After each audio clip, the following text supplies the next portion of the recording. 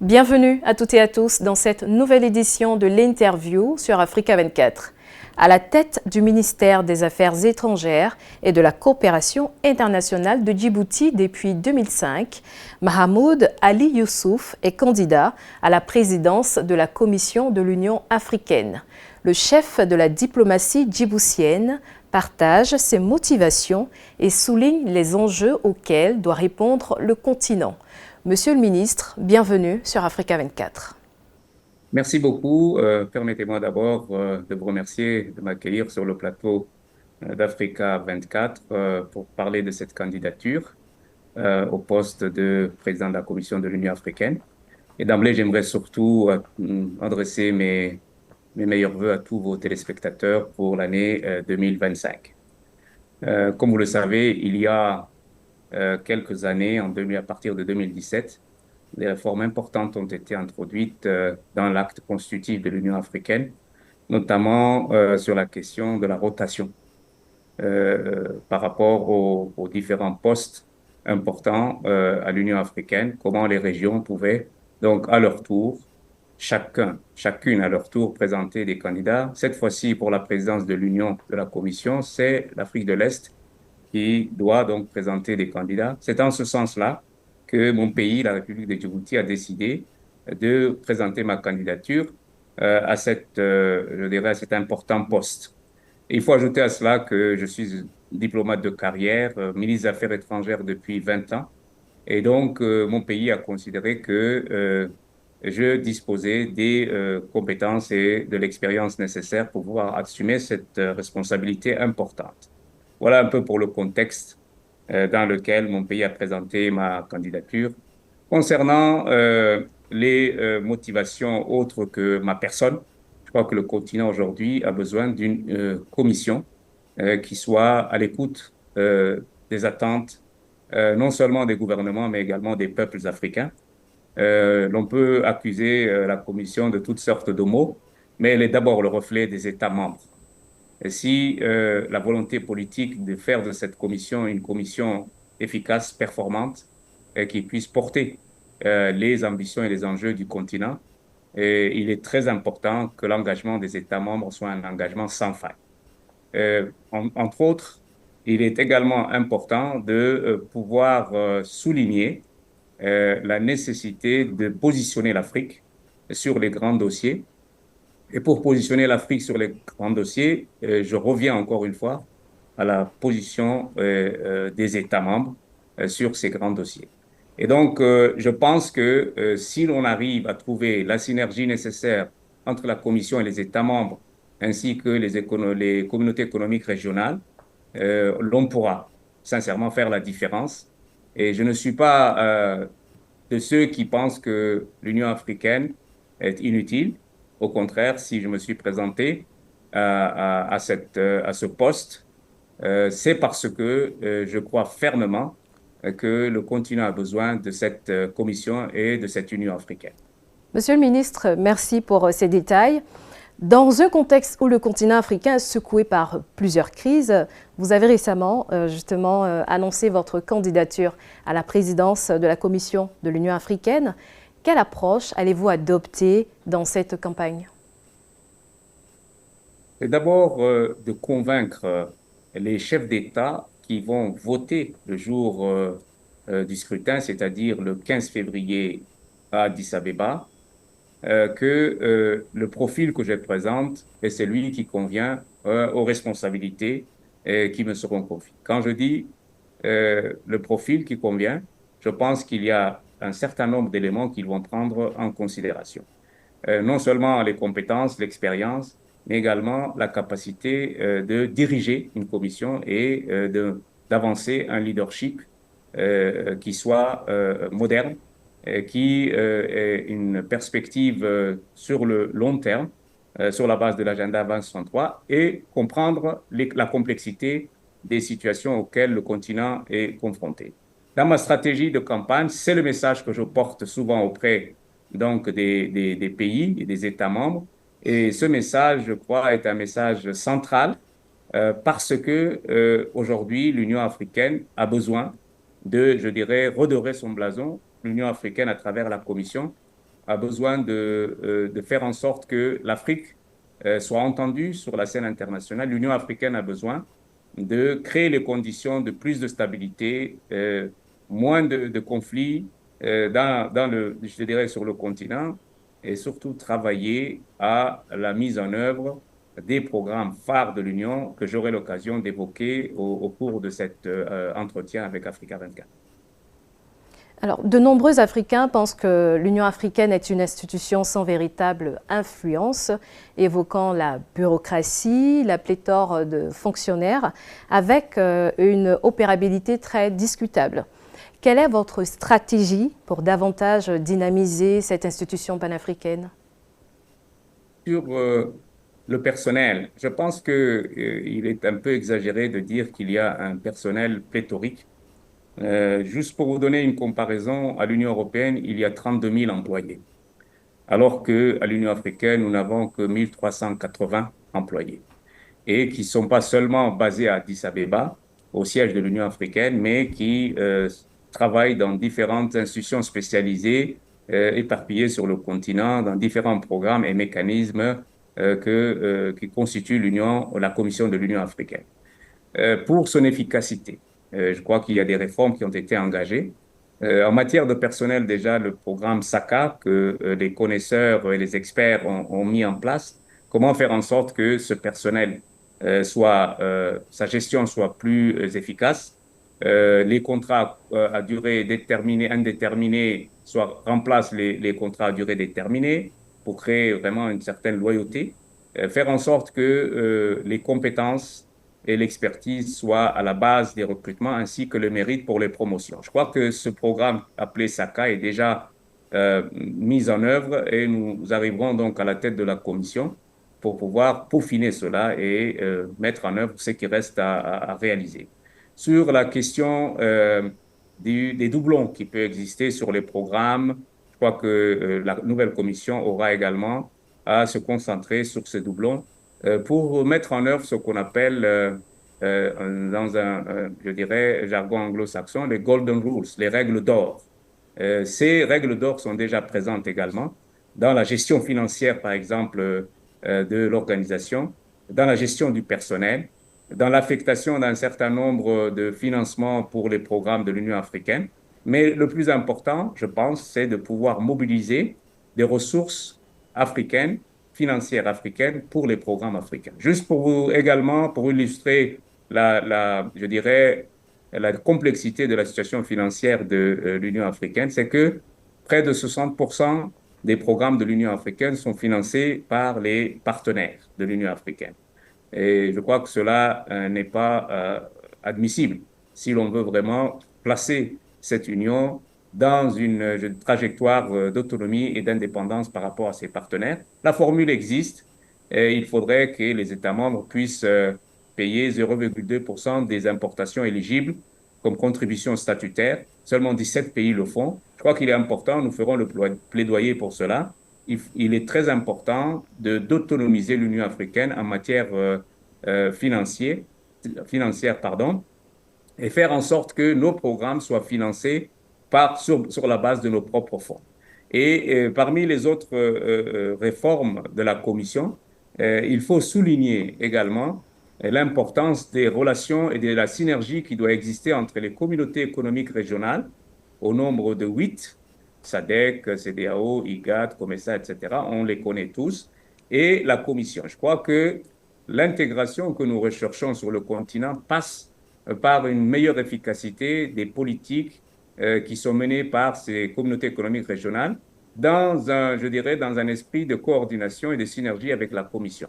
La nouvelle Commission, si nous sommes élus, si je suis élu, fera en sorte que ces relations entre la Commission et les communautés économiques régionales puissent se consolider et trouver, je dirais, la bonne pédagogie, la bonne méthode pour éviter qu'il y ait donc ce travail en silo, mais plutôt une sorte, je dirais, de convergence dans l'action que nous menons pour le continent.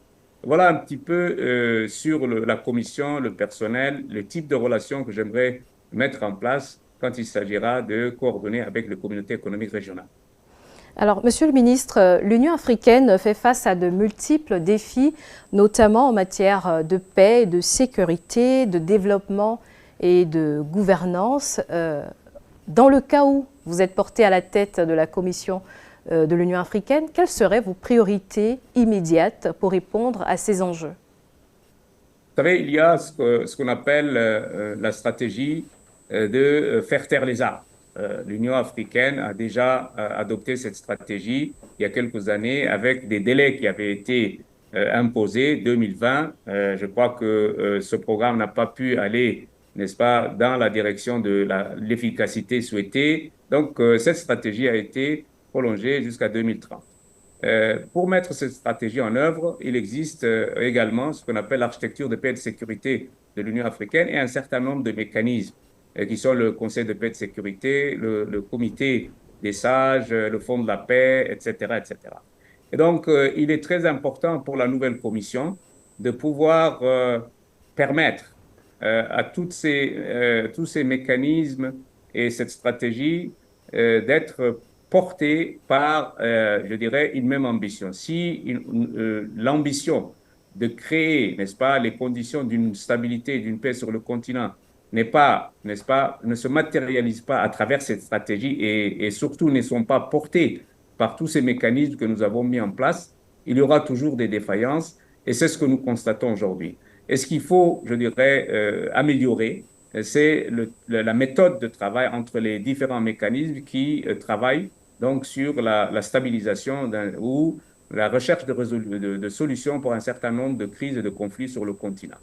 Et j'aimerais insister aussi sur le fait que la Commission et tous ces mécanismes reposent avant tout sur les communautés économiques régionales. Quand on parle de communautés économiques régionales, ces communautés travaillent sur la base du principe de subsidiarité et donc sont les premières, je dirais, instances qui prennent en charge les crises qui peuvent intervenir.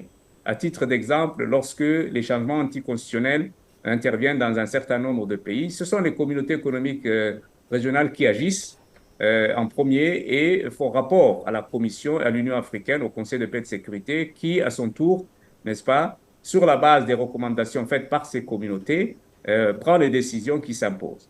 Et donc, il y a une nécessité d'améliorer le travail de coordination entre la Commission, le Conseil de paix et de sécurité et les États membres. Il y a la nécessité également de faire en sorte qu'un certain nombre de mécanismes qui ne sont pas fonctionnels à 100% puissent fonctionner. Je pense notamment à l'observatoire ou à la cellule de prévention des conflits qui se trouve à l'Union africaine, qui doit travailler surtout à la prévention. Et ça, je crois, les moyens dont cette cellule et ce mécanisme a besoin doivent être donc rendus disponibles. Il y a le comité des médiateurs et des sages qui également ont besoin de moyens pour pouvoir agir rapidement. Et je crois que ces deux entités, parmi les mécanismes qui s'attellent à la tâche de stabiliser donc, un certain nombre de zones ou résoudre un certain nombre de conflits, ces deux mécanismes doivent être consolidés. Et enfin, et ça c'est très important, il y a des décisions qui sont prises par le Conseil de paix et de sécurité, qui est l'organe décisionnel permanent qui s'occupe de la paix et de la sécurité. Cet organe prend des décisions. Souvent, ces décisions ne sont pas mises en œuvre.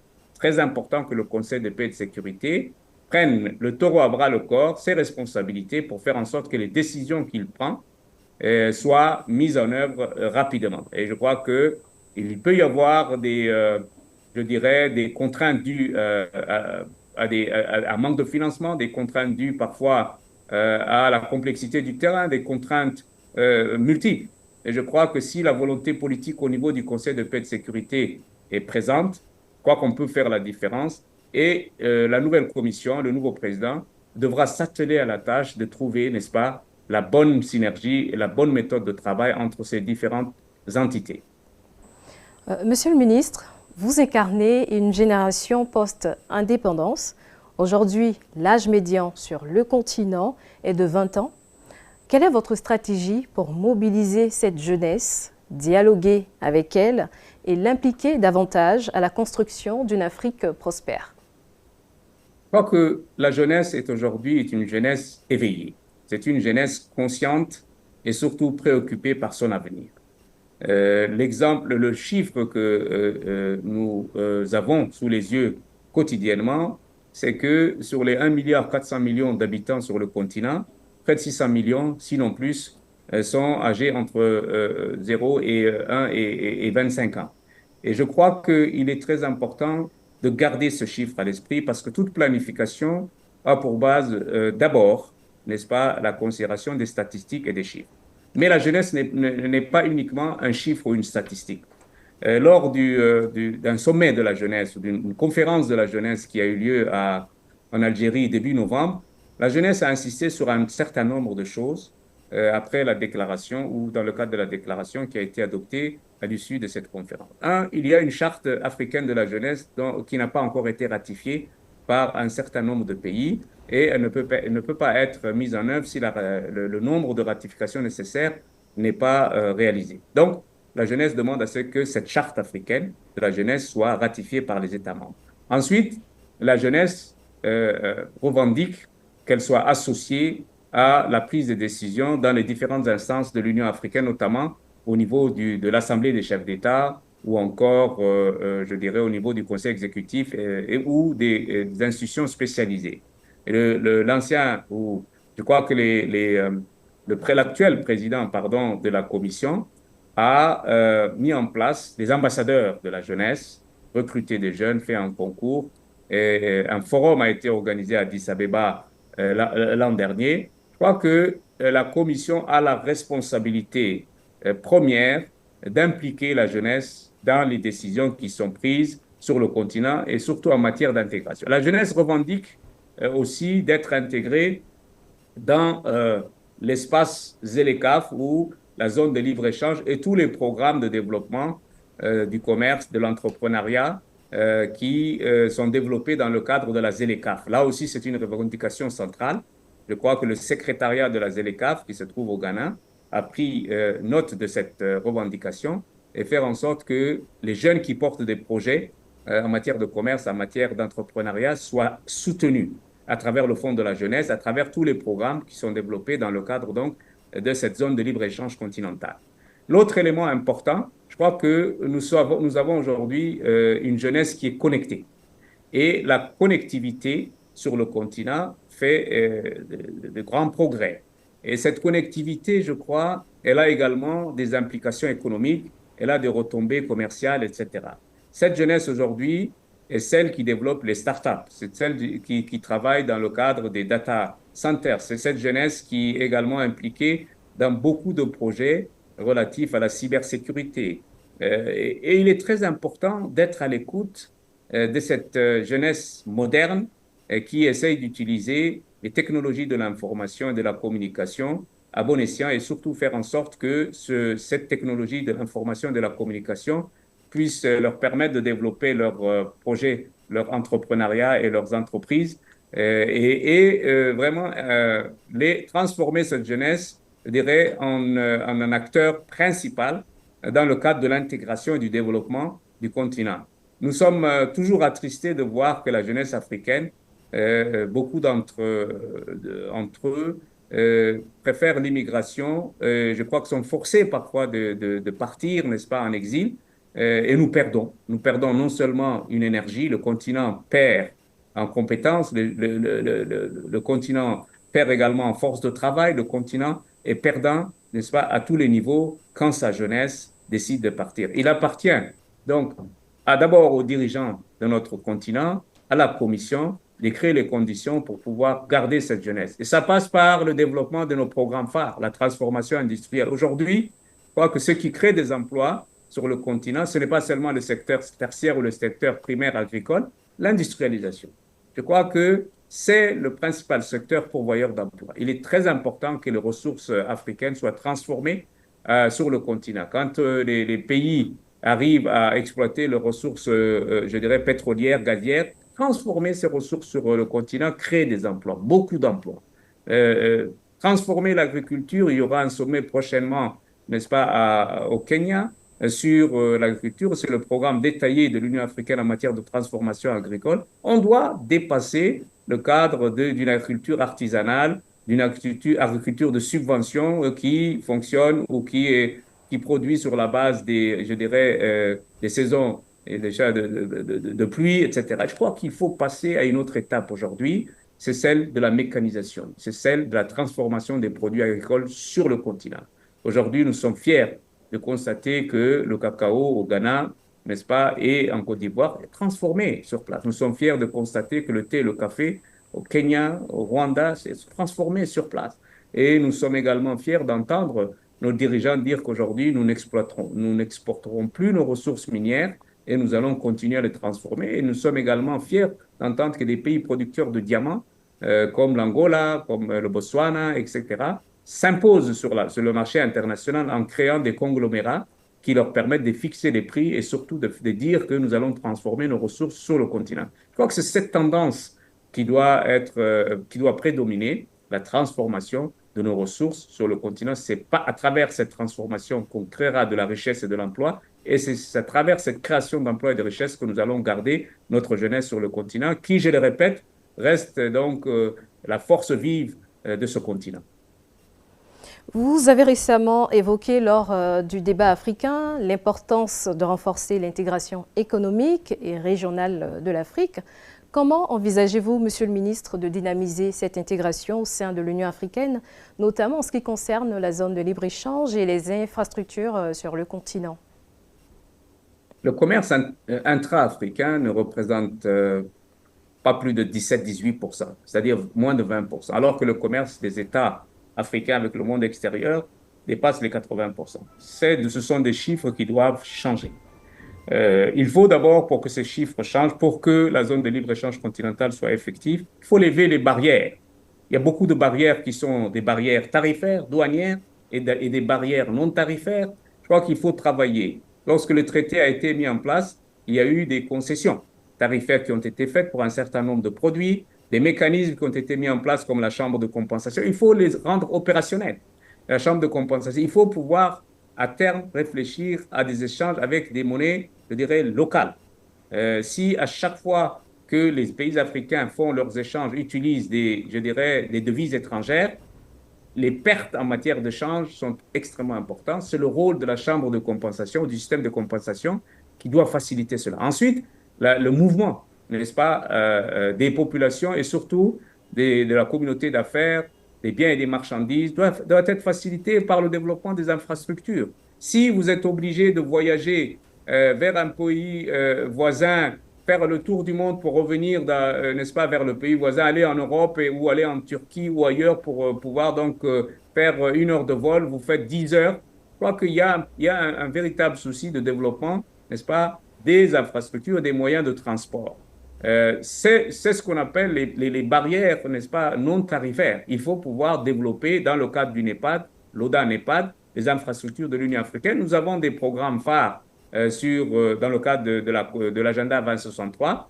Et enfin, il est très important de penser à un marché de commodités sur le continent. Aujourd'hui, les prix de nos produits sont fixés à Londres ou ailleurs. Même le café, le prix est fixé ailleurs. Le cacao est fixé ailleurs que sur le continent. Il est très important de penser à mettre en place un marché de commodités sur le continent africain. Donc, lever les barrières tarifaires, lever les barrières non tarifaires telles que la circulation des individus et des biens, mettre en place le passeport africain. Il faut que les Africains puissent circuler librement entre les États et ensuite donc permettre vraiment de mettre en place ce marché de commodités qui nous permettra de fixer les prix de nos produits sur le continent. Donc, le commerce est la base de l'intégration que nous recherchons. La zone de libre-échange continentale est à la base de cette intégration. Et donc, nous allons travailler avec le secrétariat continental de la ZLECAf, la commission et le secrétariat, travailler donc à sensibiliser les États membres, à mobiliser les ressources pour ces infrastructures, pour réellement avancer sur ces grands projets. Je ne me fais pas d'illusions, ce sont des projets qui ne se réalisent pas en 6 mois, 1 an. Cela prend du temps, c'est pour ça que nos chefs d'État ont mis en place l'agenda 2063 et le slogan principal, comme vous le savez, c'est au bout de cette période, avoir une Afrique qui est intégrée, pacifique et prospère. Monsieur Mahmoud Ali Youssouf, nous sommes à la fin de cet entretien. Quel serait votre mot de fin? Je suis très optimiste quant à l'avenir de notre continent. Ce n'est pas seulement l'avis des experts et des observateurs internationaux. L'Afrique sera le principal moteur de la croissance mondiale dans les années à venir, l'Afrique a besoin de se concerter, d'avoir une meilleure coordination. Les États membres doivent avoir conscience de leurs forces et de leur capacité à influer sur la scène internationale. Et si je suis élu à la tête de la Commission, je ferai en sorte que cette position de l'Afrique sur la scène internationale soit vraiment défendue et promue de la meilleure manière possible. Donc, encore une fois, bonne année à vos téléspectateurs. Merci, Monsieur le ministre Mahmoud Ali Youssouf, ministre des Affaires étrangères et de la coopération internationale de Djibouti et candidat à la présidence de la Commission de l'Union africaine. Merci à toutes et à tous de nous avoir suivis. L'information continue sur Africa 24. À la tête de la Commission, je ferai en sorte que cette position de l'Afrique sur la scène